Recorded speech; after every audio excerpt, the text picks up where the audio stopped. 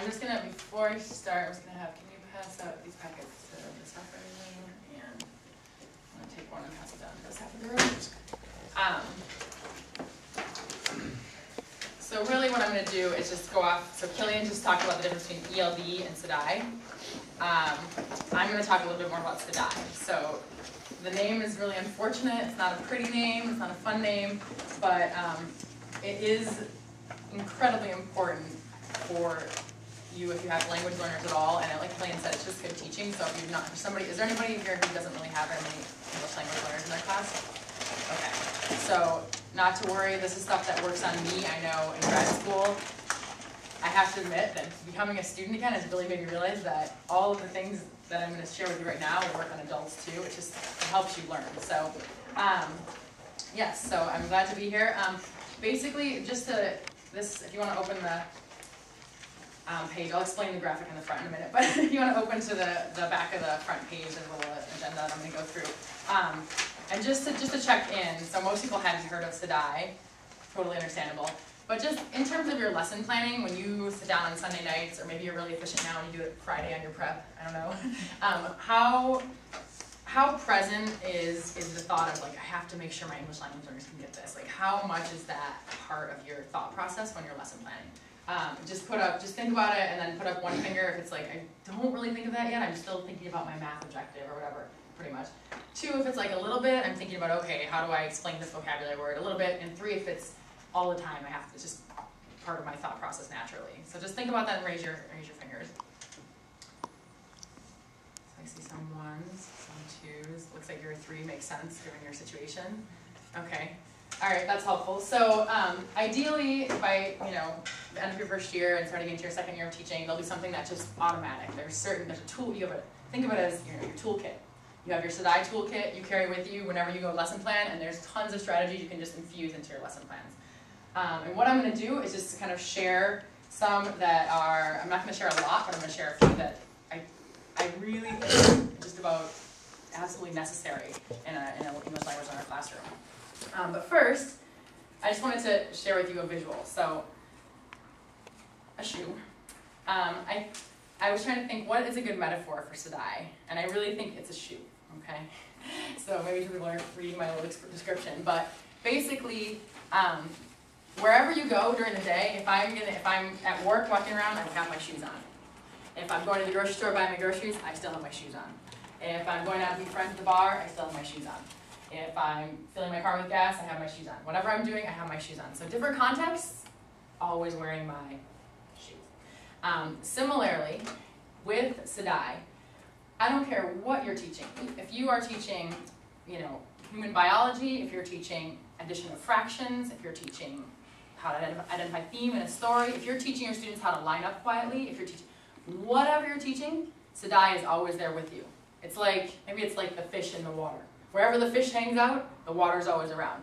SDI is just like this overarching thing, or maybe like a cup of tea, and I don't know, things are steeped in it. There's a lot of different metaphors I can think of, but basically SDI should always be with you. It shouldn't be something like, oh, on Friday I'm going to try SDI.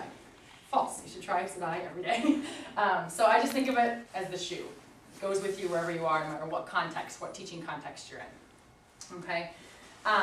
So I'm going to share with you, and I'm going to ask you to try some of these strategies with me, just because I know that the easiest way to learn something is actually do it yourself. So I know we're really tired. This is the hardest time of year, your first year, so bear with me when I ask you to try some of this stuff.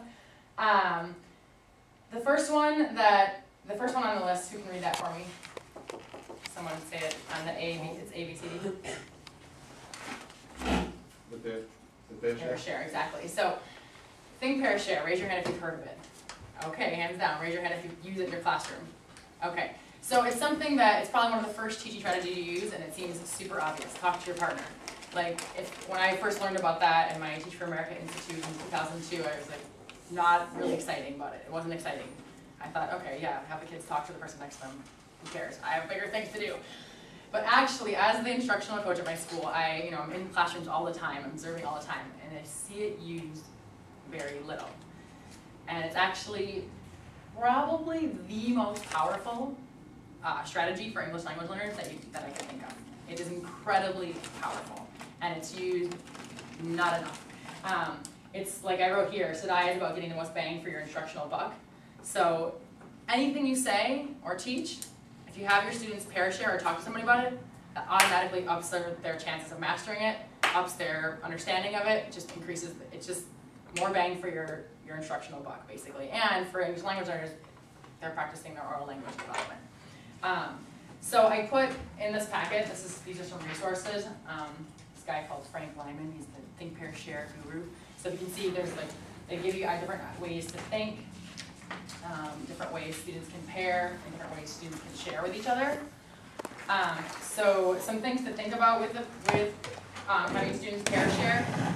Definitely, it seems obvious. If I tell you guys to talk to your partner, you guys know how to do it, and you will do it. I can be pretty sure of that. Students, not going to happen. Has anybody experienced that? Where like, talk to the person next to you, and they don't. Or they talk about something. What happens when you were pair sharing? They either talk about something unrelated and get into fights, or they don't do it at all. Right, so you're like, wow, that was not worth it. And that's what happens to teachers in my school too. Hence, I walk into their classrooms and I see teachers talking to students sitting and listening. So what I'm going to do, I'm going to make sure they know exactly what I mean by pair share. I'm going to take two shares. I'm going to put them in the middle of the classroom. I'm going to have two students come up, or maybe myself and my paraeducator or whoever, two people. And I'm going to have them model exactly what I expect during pair share. So I've seen teachers do like look, lean, listen, whatever, turn your body, eye contact, whatever you want your students, whatever you want pair sharing to look like, model it, have them practice it. And this is a valid lesson. This can be your lesson objective for Monday from 8:30 to 9:15. That's how powerful it is. It's worth. So I'm gonna model it. Maybe you want to sit here. And the class is going to give feedback, and we would practice pair sharing about something. So we're sitting like this, we turn, we lean in, and we listen. And then the class can say, oh, notice what we did to pair share. Then I might give the students something that's really, you can sit down. I might give the students something that's not too cognitively challenging to pair share about. Maybe it's just what they did over the weekend, or what their favorite something is. Because my objective isn't for them to learn academic content, my objective is for them to pair share. And then I have, I always had look, lean, listen, a big poster on my wall, and constantly going back to remind them of that. So the first week, maybe month you do it, you constantly remind them. What do we do when we pair share? Oh, this. What do we do when we pair? This. Soon it becomes automatic, and when it becomes automatic, it's really beautiful because you can just say, so turn to tell your partner what we're going to do next, or turn to tell your partner what are the first 3 steps to solve this problem. Turn and tell. And then bam, you bring them back, and also have a signal to get them back. I was cheesy, I just used clapping because I wanted to save my voice. Your voice sounds like my voice did my first year, very hoarse. I was not able to talk my first year because I literally would talk too much, so I just like clap my hands or raise my hand or something like that to bring them back. So yeah, that's the pair share. Any thoughts about any questions, clarifications on that? Are you going to talk about how to have them share? Yes, okay, so there's different examples here, but I was just going to say the ways that I mostly use to share are, I would pull I have their names, you guys have their names on popsicle sticks? Yes, people do. You have to have that. If you don't have that, go do it tomorrow morning. Index cards or popsicle sticks. It's really, really, really important. And then I would just, after they've had time to share with each other, that makes it safer, right? So if the student's not comfortable answering in English, or they're nervous about sharing, if they've shared it with their partner, then it's a lot easier to share it out with the class. So I would just pull a popsicle stick after that. Also, you can have them do, if you want a quick response, you can have them do choral response, or have them put a hand signal up, or 1, 2, 3, like I just did with you at the beginning, all the time. 1 finger if this, 2 fingers if this, 3 fingers if this. Okay, bam. Stand up if this, or sit down if this. Put your, do certain different hand signals.